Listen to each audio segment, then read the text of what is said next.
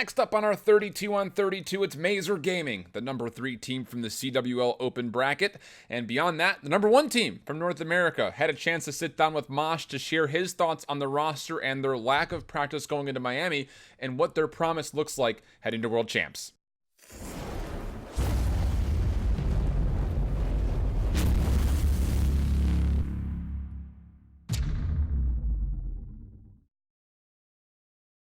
What's up, COD fans? Welcome back. I hope you've been enjoying the 32 on 32 series. I know I open with that a lot. I'm sure people have questions as far as Shift. Why are you wearing one outfit in the actual video and a different in the interview? We've got scheduling things all over the place. We're pumping it all out. Today, we're focused on Mazer Gaming, though, a squad that really, I think, took the open bracket by storm when it came down to their performance at Miami.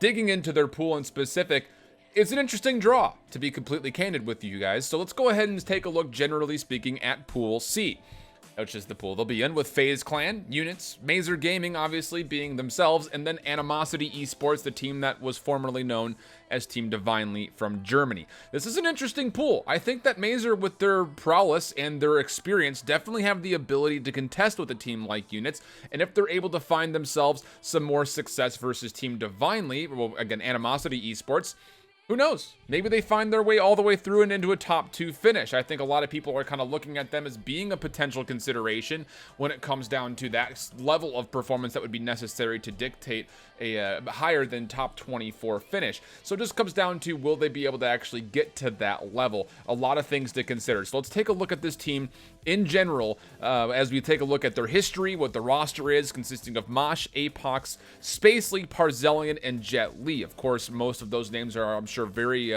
familiar to the tongue, as you've probably said them or heard them a bunch, because Spacely, obviously, a lot of notoriety, being the face of Team Space throughout Vegas, the PLQ, and all that kind of things before he was dropped from Gen G, and we'll move to the substitute spot from Gen G.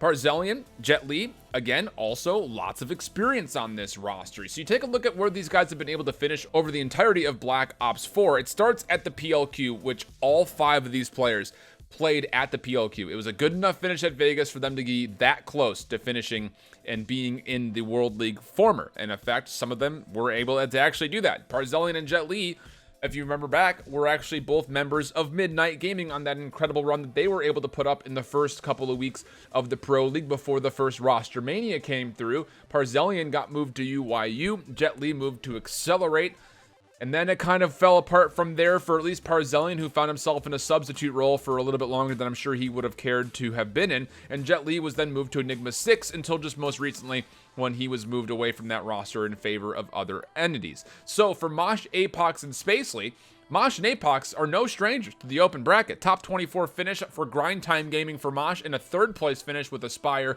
at London. And he would also represent Aspire at Anaheim for a top 6 finish. For Apox, In Control was what he represented at Fort Worth for a top 6 finish, and then Reanimated Gaming at London for a top 6 finish. They were able to come back together as a full 5-man squad. First time these guys had played together, and only 3 days of experience for a 3rd place finish at Miami, where they were knocked out of the winner's bracket by the boys, and then would be completely finished off in the losers finals when they played up against Team War. They were able to also pull a 21-14 overall map win-loss ratio, which is pretty darn good.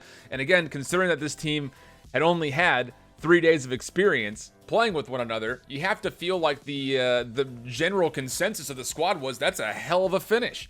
The biggest question mark for me when it comes down to this squad is, will they be able to do any research on the teams that are in their pool? Because let's be candid, Units has not looked incredibly good, but they haven't looked incredibly bad either. And then FaZe Clan is FaZe Clan. So you have to be looking at this as far as Mazer's perspective of, we need to beat Animosity, and we absolutely need to beat Units. If we can also put a show up against FaZe Clan, that would be great. Obviously, that's a little bit more of a stretch, you would think, considering the caliber of team that FaZe Clan currently is. But again, we saw weaknesses from them all over the place. So when it comes to Units in specific for this team, you have to be looking at their search and destroy as being their kryptonite. They were 2-5 since the roster changes for this Unit squad. They were much better at their hard point and the control, though. Actually, out of all the teams that made more recent changes, Units has actually looked some of the best when it comes to their respawn.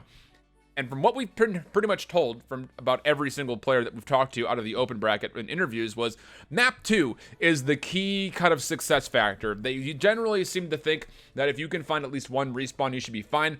the big key to kind of taking down these CWL teams is to beat them in search and destroy. And I had a chance to sit down with Mosh to talk over Mazer Gaming, some of their experience and some of their hopes as they go into World Championships.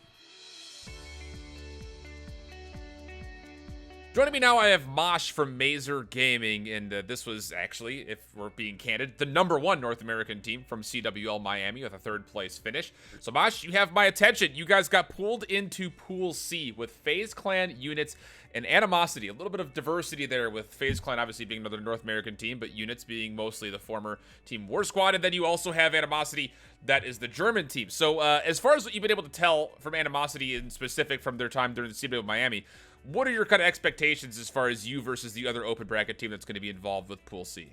Dude, I wish I could tell you, bro. Like, I literally don't care or no. We're studying. Like, we have film. We have less film on the open bracket team, but Sure. I mean, it just everybody in this game. There's kind of like a certain way to play it. The Europeans are definitely like a different kind of play style, but we're just trying to focus on ourselves right now. Okay. I mean, don't get me wrong. Like, we're watching VODs. Like, that's all we've been doing. We got our new analyst or our coach that we didn't have for Miami, so that's a plus for VODs and stuff, but we're just trying to fix ourselves right now.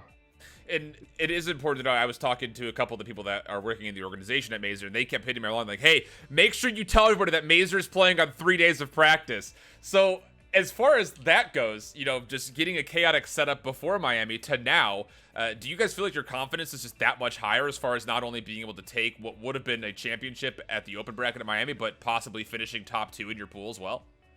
Yeah, bro. I mean, like you said, like, we had 3 days of practice. That's really all there is to say. Like, I mean, we got 2 weeks left to keep meshing, and I mean, I'm just confident, like, with the players I have. Like, I'm trying to go tomorrow to LA, but I mean, really, we're just like gonna use the 2 weeks that we have to get more comfy and just play the game together.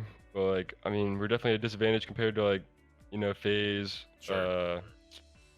and Units. Like, they've been playing together the whole game. But actually, I mean, Units is kind of like half and half. But I don't know, man. I mean, we're confident no matter what. Like, I'm in love with the squad that I have right now. It's the best team I've been on like my whole life. So I mean, there's no shortage of players there. I mean, most of them were playing in the CWL even up through London, or at least in some fashion were a substitute in that nature. So when it comes to playing with players like Spacely, Parzelian, Jetly that have CWL experience in this game specifically, does this feel like the collection of players to possibly be that underdog open bracket team to make a huge run at champs? yeah, that's exactly what it feels like to me. I just know it comes down to this next 2 weeks of practice and just how we come out at the event. Now, FaZe is one of those teams, you know, this is kind of the, obviously, I'm sure the pinnacle matchup for you guys. Really, really strong at Respawn, have shown some weaknesses when it comes to their search and destroy. When it comes to trying to prepare for a team like that, what are the steps that you guys kind of try to take, or the mentality that you have when it comes to, you know, going up against a squad that has been near the top, if not at the top, of the CWL the last couple of weeks?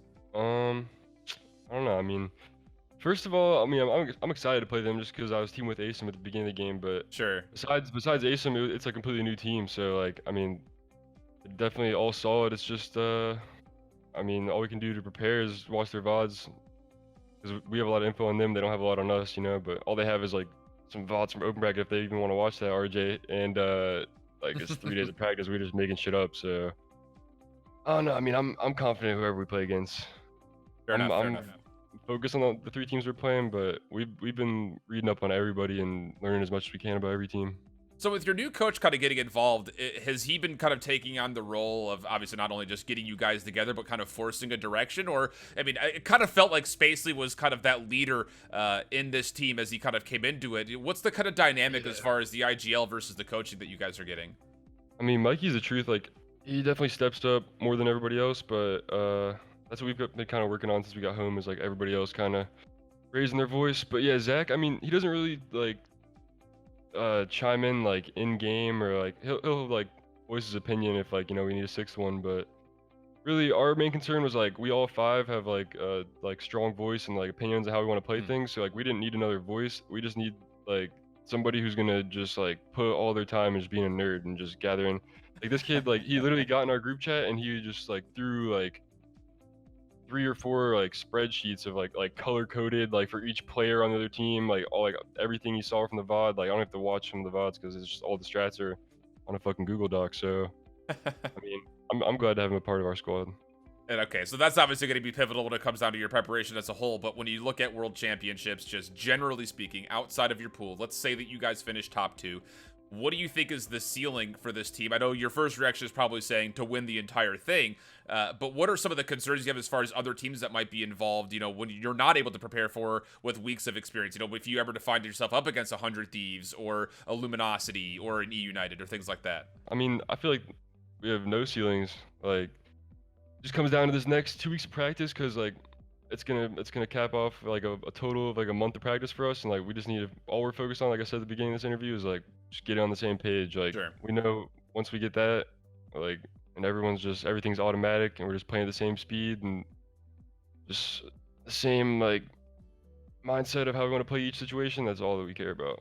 So I mean, when thinking about like other teams, like, yeah, it's important to like go over, like, know what matchups you're about to have other players, but like at the end of the day, game's all just teamwork. Fair enough, and you got 4 other players that have a lot of experience behind them, so we're hoping that FaZe Gaming will obviously showcase some of what the open bracket has to give, even if this is maybe a redemption run for a number of these players that started in the CWL and had to work their way back in. Really appreciate you taking the time with me, Mosh, and thanks so much for joining in, and of course, best of luck. Thank Eric for throwing me under the bus, but it was good to meet you. Hopefully I get to meet you at AG in Charlotte. Dude, absolutely. Cool. We'll definitely meet up at some point at that point, so thanks so much again. I really appreciate it.